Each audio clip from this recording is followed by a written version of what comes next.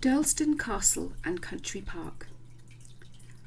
Durlston Castle sits within Durlston Country Park, a 280-acre country park and nature reserve stretching along the coastline south of Swanage, on the Isle of Purbeck in Dorset.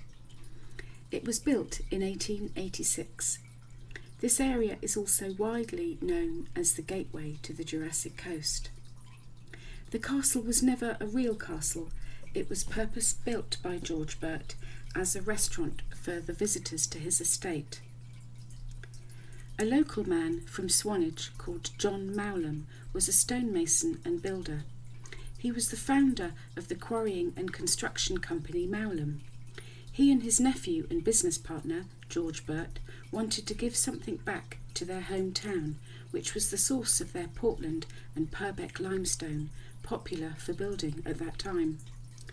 George Burt purchased an undulating tract of land covering Durlston Head during the same year. This estate included quarries that supplied their firm with limestone. The castle played an important part in the evolution of radio and telecommunications. A team of Marconi's engineers used the roof of the castle in the 1890s for some of their early wireless experiments to transmit to the Isle of Wight. The castle has passed through many hands until 1973, when it was bought by Dorset County Council. Whim caves are located about half a mile from the castle. The name Whim is thought to come from a quarryman called George Tilley who worked there. The Whim part of the name came from a wooden crane that was used at the time to lift heavy pieces of stone.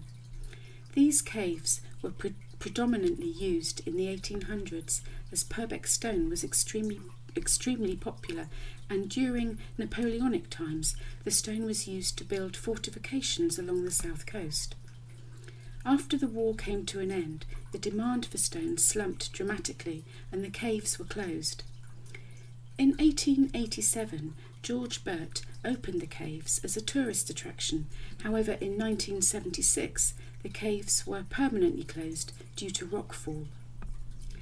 Each time I visit this location, I sense people waiting on the cliff top. These are people anxiously awaiting the return of rescuers who were called upon to assist stricken ships. I believe one particular event that happened in the early 1800s, before the arrival of the nearby Anvil Lighthouse that was constructed in 1881.